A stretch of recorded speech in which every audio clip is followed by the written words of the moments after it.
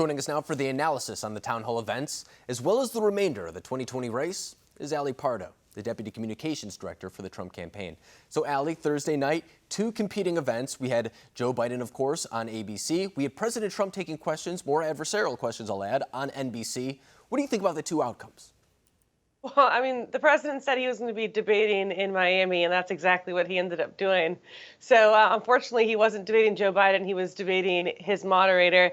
And look, it took 20 minutes to even get to the first question. That's a third of the debate. We were just hearing from the moderator posing questions to the president that, honestly, it's just that the news media just isn't happy with the president's answer. He's answered these questions. He's delivered results for the American people. And when you contrast that, his America First agenda, with what you heard from Joe Biden, which is bad policy, 47 years of failure, and a look backwards instead of a look forwards. I mean, I think the decision couldn't be any clearer for Americans heading into November.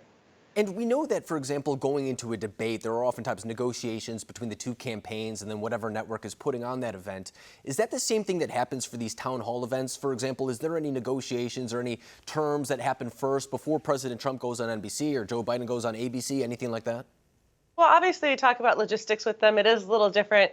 Obviously, debate negotiations, are a little more complex because you're talking about debating with another candidate, and there's several agreements that we make not only with the debate commission, but with the networks, how they're being covered, and with the other candidate as well. And those are always ongoing. Those are already ongoing for the next debate. But I will tell you this, we look forward to having the president on the stage again and him being able to clearly contrast his agenda and that of what we think a Biden administration would look like. It's going to be a clear contrast. The president is once again going to win the debate. We're just hoping Biden shows up because the American people really, truly do deserve to see them on the stage again together. And I'm glad you bring up that point because I think it's a good one. For example, we all remember the first debate, and I don't think it was received very well. Chris Wallace also wasn't received very well as a moderator. And then we got to the second debate, and the debate commission essentially canceled it on their own. I know they'll say that President Trump didn't want to show up, but they wanted to change it to a remote setting well before they had to because, I mean, here we are sitting here and we could have had that debate last night. President Trump did an event. And then we also hear that Steve Scully was reaching out to Anthony Scaramucci asking for advice, things of that nature. Just a whole bizarre series of events now leading up to hopefully the second presidential debate. Is that going to go on as planned, do you think? I mean, I think it'd be really hard for Joe Biden to come up with some excuse to not show up and talk to the American people with the president. But I think at the same time, it's 2020. Who knows what can happen? But the president has been really clear about the fact that he wants to get out there, especially to talk about the foreign policy agenda that still hasn't been discussed. You're talking about a president who's delivered on peace in the Middle East, who's delivered on trade deals, who's made us a leader on the world stage versus a man who's wrong about every foreign policy decision for the last almost 50 years. So we're excited. We're going to be there. And I can't imagine a world where they think they can get away with weaseling their way out of this one.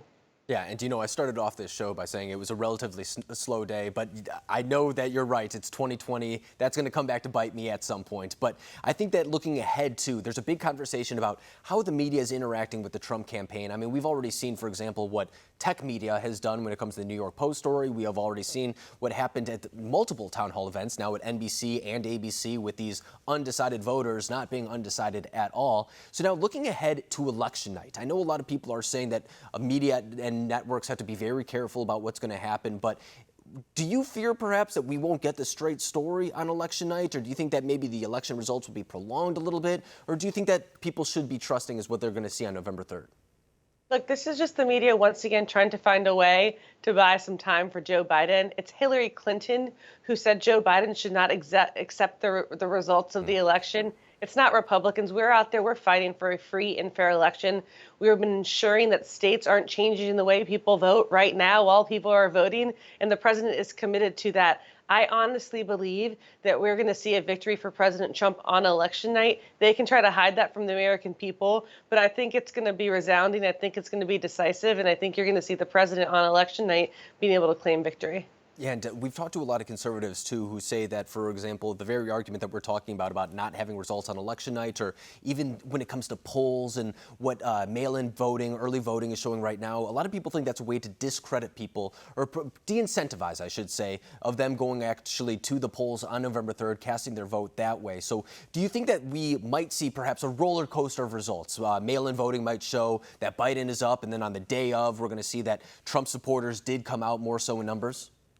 Well, I think every state counts their votes a little differently. I think something that's really important to remember is maybe that more Democrats have requested ballots. But for example, in a state like Florida, we've actually closed the registration gap. We have more Republicans registered in Florida now than we did in 2016. And that's a state that the president won. So we're already going into Election Day with more registered Republicans. Democrats, Republicans, people of all different ages are turning their ballots in a little differently this year. So I wouldn't get too excited one way or the other based on what you're seeing and returns you're seeing right now. I would look at those gaps, look at those differences, look at where the president's really been able to build up an advantage. And that's where we're going to see numbers coming in strong for him on that same day. Yeah, and we've actually been following those numbers. The registration gap in Pennsylvania, Michigan, states that President Trump actually won back in 2016.